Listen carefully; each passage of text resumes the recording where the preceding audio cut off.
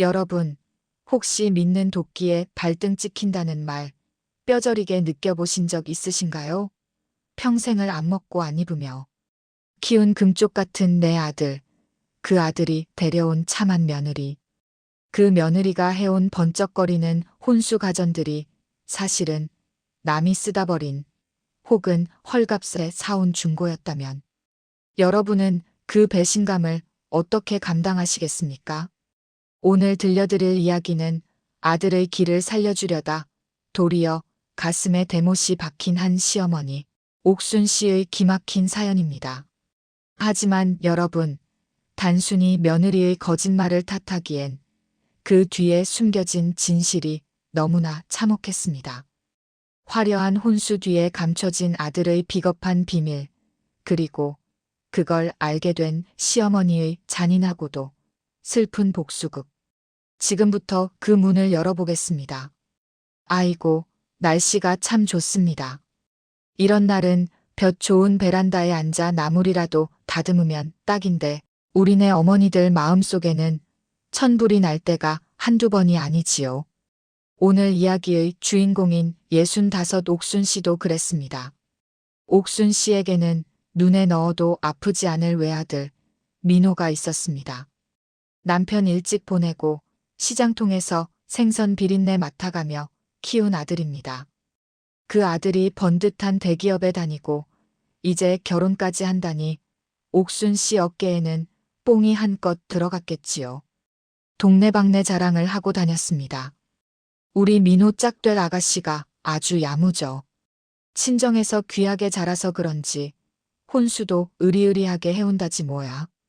요즘 애들 같지 않게 냉장고며 세탁기며 죄다 최신형으로, 그것도 백화점에서 싹 맞췄다고 하더라고. 시장통 친구들이 부러워하는 소리에 옥순 씨는 밥을 안 먹어도 배가 불렀습니다. 며느리 될 지영이도 참 싹싹해 보였습니다. 얌전한 말투에 옷차림도 단정해서 옥순 씨는 내 아들이 장가 하나는 잘 가는구나 생각하며 흐뭇해했지요. 그렇게 결혼식이 끝나고 아들 내외가 신혼여행을 간 사이였습니다. 옥순 씨는 아들네 신혼집에 들렀습니다. 비밀번호를 누르고 들어선 집안은 새집 냄새가 향긋했습니다. 거실 한가운데 놓인 커다란 TV, 주방을 꽉 채운 양문형 냉장고, 베란다에 놓인 최신형 세탁기와 건조기까지 모든 게 반짝반짝 빛이 났습니다. 옥순 씨는 괜히 눈시울이 붉어졌습니다. 내 새끼, 이제야 사람답게 사는구나 싶어서 말이죠. 옥순 씨는 며느리가 오면 편하게 쉬라고 냉장고에 반찬이라도 채워 넣어주려 했습니다. 바리바리 싸온 김치통이며 밑반찬들을 꺼내 들고 냉장고 문을 활짝 열었지요. 그런데 말입니다. 참 이상한 일이었습니다. 분명 백화점에서 샀다는 최신형 냉장고인데 야채 칸 서랍을 여는 순간 끼익 하는 둔탁한 소리가 났습니다. 새거라 아직 뻑뻑한가 싶어 옥순 씨는 대수롭지 않게 넘기려 했습니다. 그런데 반찬통을 넣으려고 선반을 닦는데 행주에 뭔가 걸리는 게 있는 겁니다. 자세히 들여다보니 냉장고 안쪽 구석에 아주 미세하지만 분명한 스크래치가 있었습니다. 누군가 날카로운 것으로 긁은 듯한 자국. 그리고 그 위를 하얀색 페인트 같은 것으로 덧칠해 놓은 흔적이 역력했습니다. 옥순 씨의 가슴이 쿵 내려앉았습니다. 설마 하는 마음에 옥순 씨는 냉장고 문을 닫고 옆면을 꼼꼼히 살폈습니다. 아, 세상에. 냉장고 옆면 벽에 붙어 있어 잘 보이지 않는 쪽에 묘한 스티커 자국이 남아 있었습니다. 끈적끈적한 게 마치 이삿짐 센터에서 붙였던 테이프 자국 같았습니다. 손이 떨려오기 시작했습니다.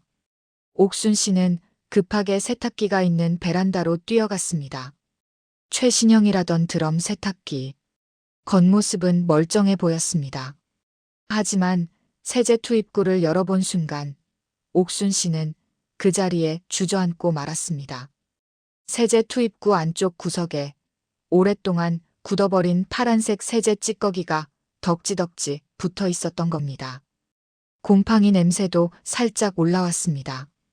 이건 절대로 공장에서 갓 나온 새 제품이 아니었습니다.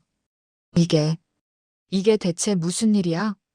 옥순 씨는 며느리가 혼수 리스트라며 보여줬던 목록을 떠올렸습니다.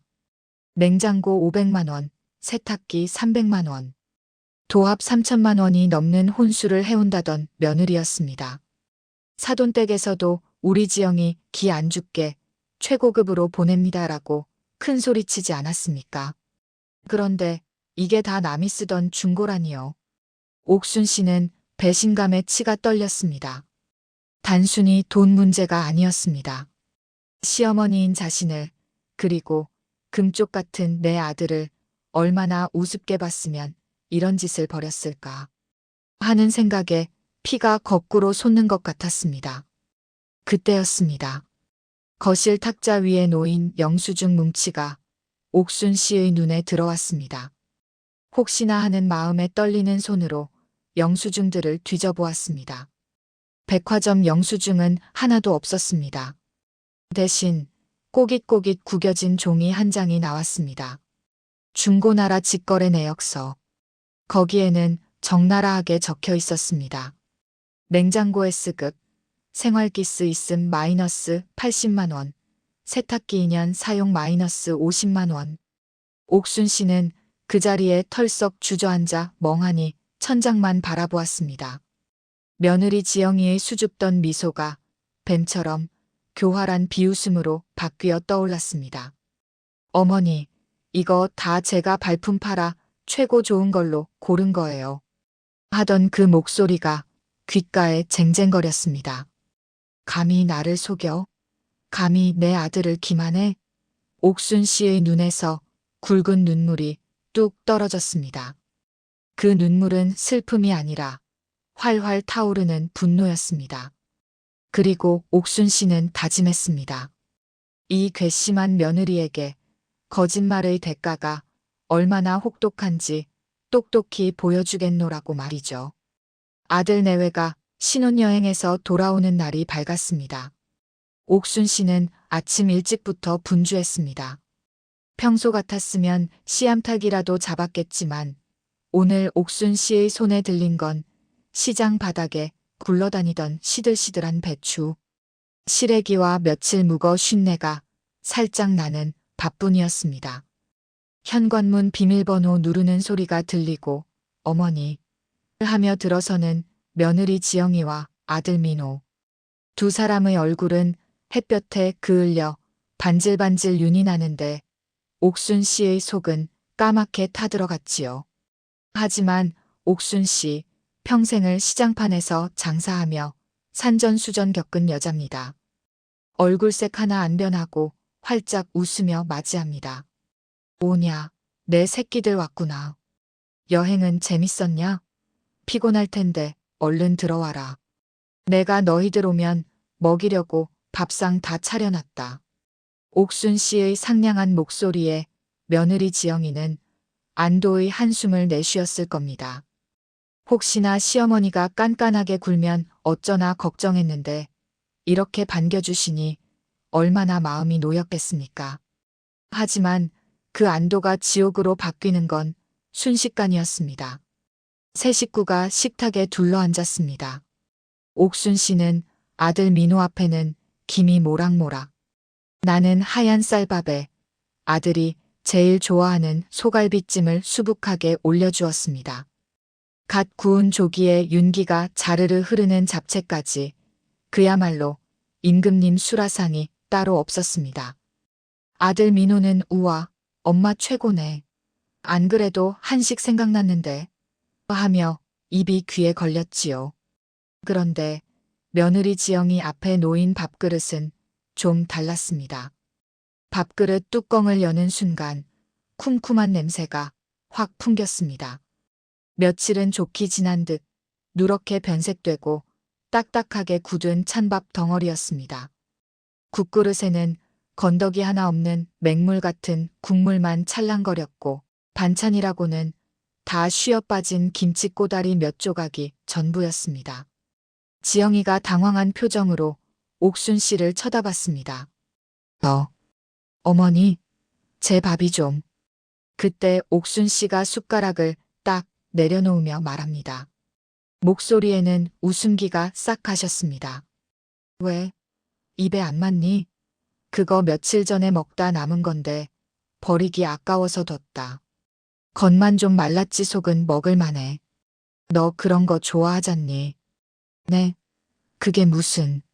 새밥 지어 먹일 필요가 뭐 있니? 겉만 멀쩡하면 속이 썩었든 남이 먹다 남겼든 상관없는 거 아니냐? 내가 해온 저 냉장고처럼 말이다. 순간 식탁 위에 정적이 흘렀습니다. 숟가락질을 하려던 아들 민호도 멈칫하며 옥순 씨를 바라봤습니다. 지영이의 얼굴이 백지장처럼 하얗게 질렸습니다. 옥순 씨는 그 표정을 놓치지 않고 싸늘하게 비수를 꽂았습니다. 내가 모를 줄 알았니? 백화점, 최신형, 야채 칸 열 때마다 끽끽거리는 소리가 내 귀에는 꼭 비명소리처럼 들리더라. 세탁기 세제통에 덕지덕지 붙은 그 곰팡이들은 또 어떻고. 겉에 페인트 칠 좀 새로 하고 스티커 자국 좀 지우면 감쪽 같을 줄 알았어? 어디서 쓰레기장에서 주워온 것 같은 물건들로 내 아들 신혼집을 채워. 내가 그러고도 사람이냐? 지영이가 덜덜 떨리는 손으로 숟가락을 떨어뜨렸습니다. 어머니, 그게 아니고요. 아니긴 뭐가 아니야. 영수증까지 다 받다. 중고나라 80만 원? 사돈 어른이 그러셨지. 귀한 딸 시집 보내느라 허리가 휘어도 최고급으로 장만해 보냈다고. 그 돈 다 어디 갔니? 3천만 원, 그 돈 다 어디로 빼돌리고 내 아들한테 이따위 고물들을 안겨. 내가 날 아주 핫바지로 봤구나. 옥순 씨의 고성이 터지자 지영이는 털썩 무릎을 꿇었습니다. 눈물이 뚝뚝 떨어졌습니다. 잘못했어요, 어머니. 죽을 죄를 지었어요. 제가 설명해 드릴게요. 그런데 말입니다. 여기서 정말 기가 막힌 건 아들 민호의 반응이었습니다. 보통 이런 상황이면 아들이 나서서 엄마 그만해라고 말리거나 지영아 이게 무슨 소리야? 하고 따져 물어야 정상 아닙니까? 그런데 민호는 입을 꾹 다문 채 식은땀만 흘리며 시선은 허공을 맴돌고 있었습니다. 마치 죄인처럼 말이죠. 옥순 씨는 며느리를 족치려다 말고 그런 아들의 묘한 태도를 감지했습니다. 민호 너는 왜 가만히 있니? 내 마누라가 너를 기만하고 이 어미를 속였는데 화도 안 나니? 그때였습니다. 바닥에 엎드려 울던 지영이가 고개를 들고 아들 민호를 쳐다보며 원망 섞인 목소리로 소리쳤습니다. 민호 씨, 당신이 말 좀 해봐요. 내가 왜 그랬는지, 그 돈이 다 어디로 갔는지. 당신이 어머니한테 말씀 좀 드리라고요. 옥순 씨의 눈이 휘둥그레졌습니다. 며느리의 입에서 나온 말은 전혀 예상치 못한 것이었습니다. 뭐라고? 그게 무슨 소리냐? 민호가 알다니? 그 돈이 어디로 갔다니? 민호는 사시나무 떨듯 떨며 밥그릇만 꽉 쥐고 있었습니다. 며느리 지영이는 이제 악에 바친 듯 오열하며 소리쳤습니다. 어머니, 저 혼수할 돈 3천만 원, 친정 부모님이 빚내서 주신 거예요. 그런데 그거, 결혼식 일주일 전에 민호 씨가 다 가져갔어요. 급한 불만 끄고. 바로 돌려준다더니 식 올릴 때까지 소식이 없어서. 저 당장 빈집에 들어올 수 없어서 제 비상금 털어서 중고로 채워 넣은 거라고요. 옥순 씨는 머리에서 덱마이너스하고 종소리가 울리는 것 같았습니다. 믿었던 내 아들, 착하디 착한 내 아들 민호가 며느리 혼수 비용을 가로챘다고요? 민호야, 이게 사실이니? 내 처가 말을 팩트냐고. 옥순 씨의 호통에 민호가 기어들어가는 목소리로 대답했습니다. 그 대답은 옥순 씨의 가슴을 갈갈이 찢어놓기에 충분했습니다. 아들 민호의 입이 열리기만을 기다리는 두 여자의 시선이 그에게 꽂혔습니다. 옥순 씨는 제발 아니길, 제발 며느리가 거짓말하는 거길 바랐을지도 모릅니다. 하지만 민호는 고개를 푹 숙인 채 식탁보만 쥐어뜯으며 기어들어가는 목소리로 입을 열었습니다. 엄마, 그게 한 번이면 될 줄 알았어. 딱 한 번만 성공하면 3천만 원이 6천만 원 되고 그러면 지영이한테 더 좋은 거 해줄 수 있을 줄 알았다고. 옥순 씨는 귀를 의심했습니다. 뭐라고? 뻥튀기? 너 지금 도박했니? 그 피 같은 돈으로 노름을 했어? 아니야. 노름이 아니라 투자야. 친구가 진짜 확실한 소스라고 이번에 들어가면 무조건 2배는 먹는다고 해서. 지영이가 해온 혼수 비용 잠깐 넣었다가 불려서 다시 채워 넣으려고 했지. 근데 그게 하루아침에 휴지 조각이 될 줄 누가 알았냐고. 이 미친놈아. 옥순 씨의 손이 번개처럼 날아가 아들의 뺨을 후려쳤습니다. 짝 하는 소리가 거실을 쩌렁쩌렁 울렸습니다. 옥순 씨의 손이 부들부들 떨렸습니다. 내가 제정신이니? 그 돈이 어떤 돈인데? 사돈 어른이 빚내서 주신 돈이라며. 내 처가 평생 꿈꾸던 신혼살림 장만할 돈을 내가 도박판에 처박아. 그리고 뭐? 투자? 내가 그러고도 가장이고 내가 그러고도 내 아들이야? 민호는 억울하다는 듯 붉어 으린 눈으로 대들었습니다. 나도 엄마 호강시켜주고 싶어서 그랬어. 맨날 시장 바닥에서 생선 비린내 맡는 거 지긋지긋해서. 나도 한 방 터뜨려서 떵떵거리고 살게 해주고 싶었다고. 근데 왜 나만 갖고 그래? 나도 속은 거야. 나도 피해자라고. 그 순간 옆에서 듣고 있던 며느리 지영이가 비명 같은 소리를 질렀습니다. 피해자? 당신이 피해자야? 그럼 나는? 당신 믿고 기다려준 나는 뭔데? 일주일만 기다려달라며. 이자까지 쳐서 준다며. 그 말만 철석같이 믿고 당신 기 죽을까봐 친정에도 말 한마디 못했어. 당장 밥해 먹을 밥통 하나 살 돈이 없어서 내가 내 월급 모아둔 비상금 깨서 중고 장터 뒤지고 다녔어. 남이 쓰던 냉장고 닦고 또 닦으면서 내가 얼마나 비참했는지 알아? 지영이는 식탁 위에 놓인 그 쉰 밥을 가리키며 오열했습니다. 어머니가 저한테 쓰레기 같은 밥 주실 때 저 진짜 죽고 싶었어요. 며느리 대접 못 받는 거보다 제가 사기꾼 취급받는 게 너무 억울해서 미칠 것 같았다고요. 근데 당신은 옆에서 밥이 넘어가? 갈비찜이 목구멍으로 넘어가더냐고. 지영이는 바닥을 치며 통곡했습니다. 옥순 씨는 그제야 정신이 번쩍 들었습니다. 자신이 며느리 밥그릇에 담아줬던 그 누렇게 뜬 찬밥. 곰팡이 핀 세탁기보다 더 더러운 건 죄 없는 며느리를 의심하고 모욕을 준 자신의 마음이었다는 걸 깨달았습니다. 아들의 허물을 덮어주려다 생사람을 잡은 꼴이었습니다.